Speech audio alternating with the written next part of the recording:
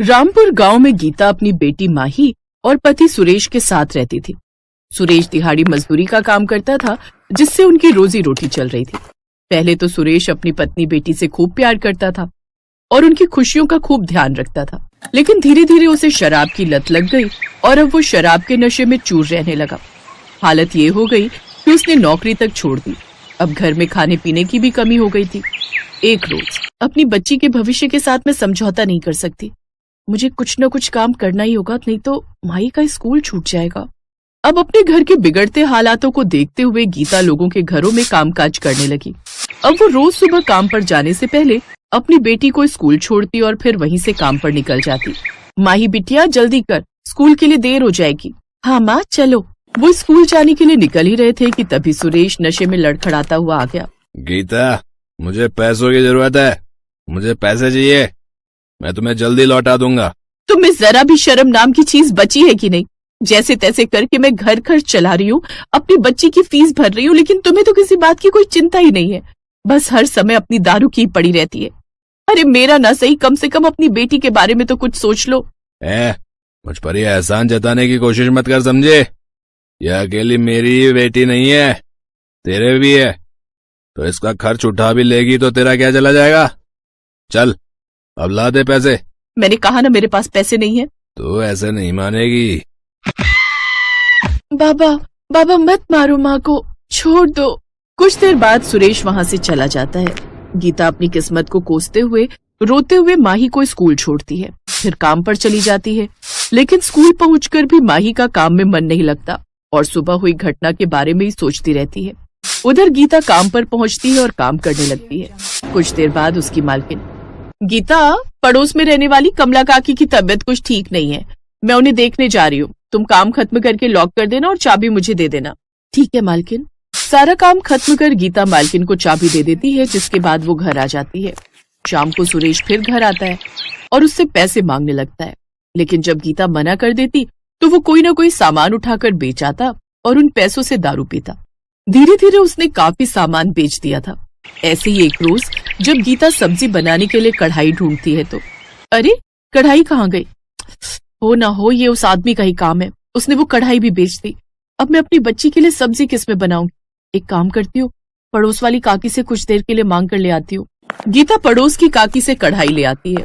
फिर कुछ दिन बाद तनख्वाह मिलने पर वो एक नई कढ़ाई खरीद लेती है और काम पर जाने से पहले उसे बक्से में छुपा कर रख देती है। लेकिन सुरेश उसे भी देख लेता है और जब गीता उसे वो कढ़ाई बेचने से मना करती है तो वो फिर से उसकी खूब पिटाई करता। रोज रोज अपने घर पर दिन रात लड़ाई झगड़े देख अब माही काफी परेशान रहने लगी थी। अपनी माँ की ऐसी हालत देख माही अंदर ही अंदर घुटती। फिर एक रोज स्कूल में, माही तू जानती है कल तो क्रिसमस है और उस दिन सांता से जो भी मांगो वो सब देते हैं। क्या सच में? हाँ, और आज ना हम बाजार वाले रास्ते से घर चलेंगे, देखना बाजार में क्रिसमस की कितनी धूम होगी। वो दोनों स्कूल की छुट्टी होने के बाद बाजार वाले रास्ते से घर जाते हैं, जहाँ हर तरफ क्रिसमस ट्री और सेंटा और गिफ्ट से बाजार सजे हुए थे। लेकिन माही के पास पैसे नहीं होते, इसलिए वो खाली हाथ ही घर आ जाती है। अगले दिन क्रिसमस पर स्कूल की छुट्टी थी, इसलिए गीता के काम पर जाते ही माही भी खेलने चली गई थी। दिन में जब घर लौटी तो देखा कि सुरेश फिर से गीता के साथ मारपीट कर रहा है। ये देख माही घबरा गई और परेशान होकर जंगल के पास वाली नदी के पास जाकर बैठकर रोने लगी। तभी उसके सामने लाल कपड़ों में खड़ा सेंटा नजर आता है। हेलो माय चाइल्ड, तुम क्यों रो रही हो? आज मैं धरती लोक पर सब बच्चों को गिफ्ट देने आता हूँ। बोलो तुम्हें क्या गिफ्ट चाहिए? नहीं, मुझे गिफ्ट नहीं चाहिए। तो मुझे बताओ तुम्हें क्या तकलीफ है? माही रोते हुए उसे सारी बात बताती है। सेंटा उसे एक छोटा सा क्रिसमस ट्री देता है जो कि लगातार रोशनी से जगमगा रहा था। ये लो माय चाइल्ड, अब से तुम्हारी सारी परेशानियां खत्म। ये एक जादुई क्रिसमस ट्री है, तुम इससे जो भी मांगोगी तुम्हें मिल जाएगा। Thank you Santa uncle. God bless my child. Santa वहाँ से गायब हो जाता है। तभी माही घर पहुँचती है और उसे सारी बात बताती है। अगर ये क्रिसमस ट्री सच में जादुई है तो इससे विश मांगो कि तुम्हारे बाबा आज के बाद कभी इस दारू को हाथ न लगाएं। ऐ जादुई क्रिसमस ट्री, मेरे बाबा को इस नशे की आदत से सदा के लिए मुक्त कर दे। तभी उस ट्री से एक तेज रोशनी प्रकट होती है और सुरेश पूरी तरह ठीक हो जाता है और अपनी पत्नी से माफी मांगता है। मुझे माफ कर दो गीता, नशे की हालत में मैंने तुम्हारे साथ कितना बुरा व्यवहार किया। अब से मैं इस दारू को कभी हाथ नहीं लगाऊंगा। ये सुनकर गीता और माही बहुत खुश हो जाते हैं। इसका मतलब ये जादुई क्रिसमस ट्री सचमुच में कमाल कर गया। क्या मतलब? फिर माही उसे सारी बात बताती है। इसके बाद माही उस ट्री से एक केक मांगती है, साथ ही ढेर सारे पकवान भी, जिन्हें खाकर वो सब अपना क्रिसमस मनाते हैं। कुछ दिन बाद उस जादुई क्रिसमस ट्री की वजह से सुरेश और गीता एक ढाबा खोल लेते हैं, जिससे उन्हें खूब कमाई होती है और अब वो तीनों साथ में खुशी खुशी रहते हैं।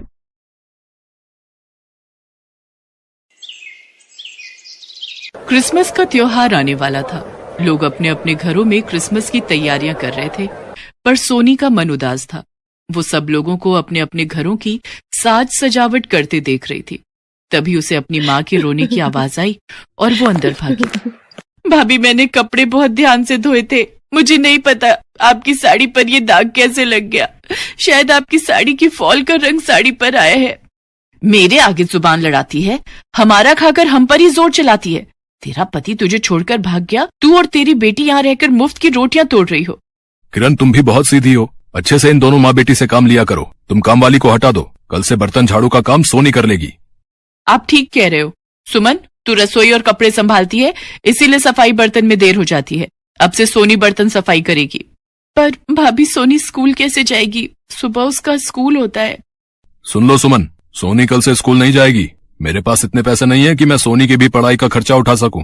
क्या जरूरत थी विवेक को भागने की घर छोड़कर?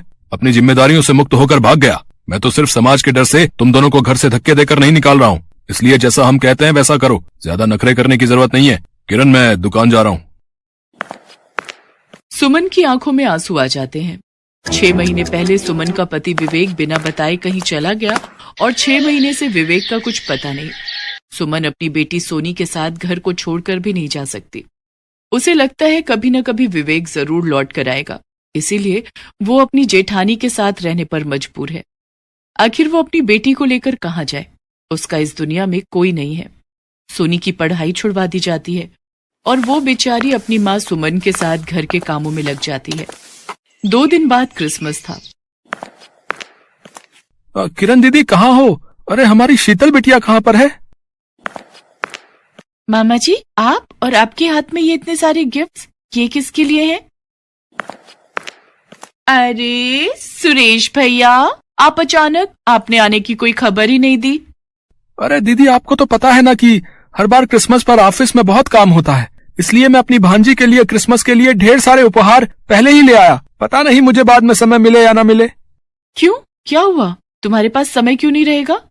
अरे दीदी, क्रिसमस पर हमारा ऑफिस बहुत बड़े लेवल पर एक पार्टी कर रहा है और हाँ, मैं आप सबको भी इनवाइट करने आया हूँ।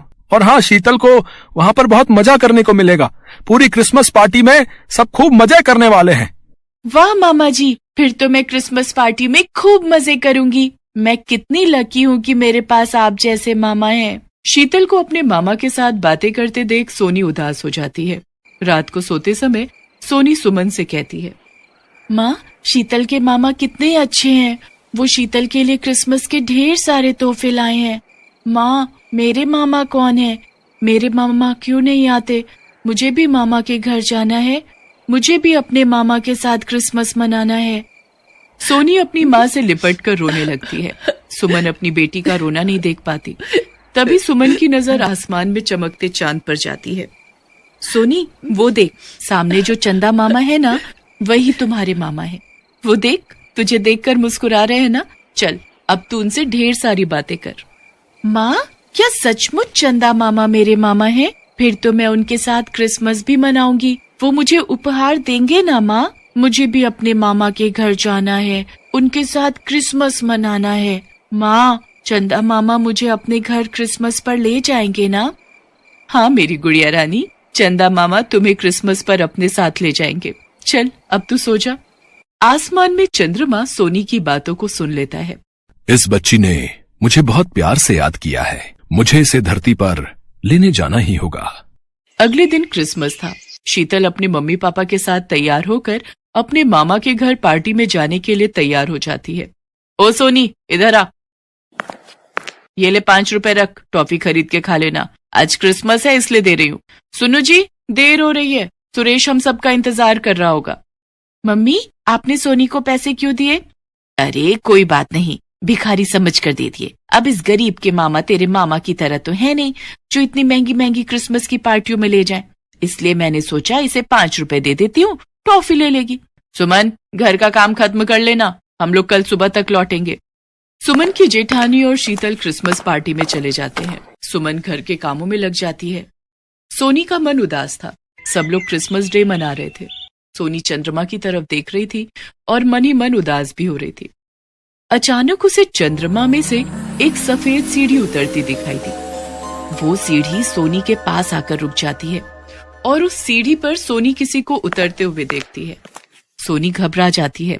सोनी के सामने सफेद रंग की पोशाक पहने बिल्कुल राजकुमारों जैसा एक व्यक्ति खड़ा था। आप कौन हो? तुमने मुझे पहचाना नहीं? मैं ही तो तुम्हारा चंदा मामा हूँ। मैं तुम्हें चांद पर क्रिसमस पार्टी के लिए लेने आया हूँ। जल्दी से चलो, चांद पर क्रिसमस पार्टी का आयोजन चल रहा है। क्या? सचमुच? माँ देखो, चंदा मामा आ गए। सोनी की आवाज सुनकर सुमन बाहर आती है। वो भी घबरा जाती है। बहन घबराओ नहीं, सोनी ने मुझे दिल से अपना चंदा मामा बोला है और तुमने भी तो सोनी को यही कहा है कि मैं उसका मामा हूँ। आओ सोनी, आओ सुमन बहन, मेरे साथ चांद पर चलो। चंद्रमा के साथ बहुत सारे सितारे भी सोनी और सुमन का स्वागत कर रहे थे और सब गीत गा रहे थे। आओ तुम्हें चांद पर ले जाएं, मिलजुल कर क्रिसमस मनाए, नन्ही नन्ही खुशियां बटोर कर एक नया सपना सजाए। आओ तुम्हें चांद पर ले जाए। देखते ही देखते सोनी और सुमन की वेशभूषा बदल जाती है। वे दोनों बहुत ही सुंदर कपड़ों में आ जाते हैं। सोनी अपनी माँ के साथ चांद पर पहुंचती है। चांद और गगन के सारे सितारे सोनी के साथ बहुत धूमधाम से क्रिसमस का त्योहार मनाते हैं। चांद पर केक, टॉफी, बिस्कुट, खाने पीने की चीजें, गुब्बारे, खिलौने और भी बहुत कुछ था, जिसे देखकर सोनी बहुत खुश थी। पर अचानक सुमन उदास हो जाती है। क्या हुआ माँ, तुम उदास क्यों हो गई? देखो, हम चांद पर कितना सुंदर क्रिसमस बना रहे हैं। बताओ ना माँ, क्या हुआ? वरना मैं भी खुश नहीं हो पाऊंगी। कुछ नहीं सोनी, तुम्हारे पापा की याद आ गई थी। पता नहीं वो किस हाल में होंगे आज। वो ये सब देखकर बहुत खुश होते। काश वो वापस लौट आते। सुमन अभी सोनी से बात कर ही रही थी कि तभी सामने से सोनी अपने पापा को आता देखती है। माँ देखो, वो सामने पापा आ रहे हैं। चंदा मामा, वो देखो मेरे पापा। आप कहाँ चले गए थे? आपके बिना मैं और सोनी बिल्कुल अकेले थे। मैं बहुत बड़ी मुश्किल में था सुमन, मैं तुम्हें सब बताऊंगा। आज सोनी के चंदा मामा ने मुझे एक गहरी नींद से जगाया है और वो मुझे यहाँ तक लेकर आए हैं। आज सोनी के चंदा मामा ने मुझे अपने परिवार से मिला दिया। सोनी अपने माता पिता को पाकर बहुत खुश थी। सब चांद को धन्यवाद कहते हैं। चांद पर सब मिलकर सोनी को बहुत सारे क्रिसमस के उपहार देते हैं।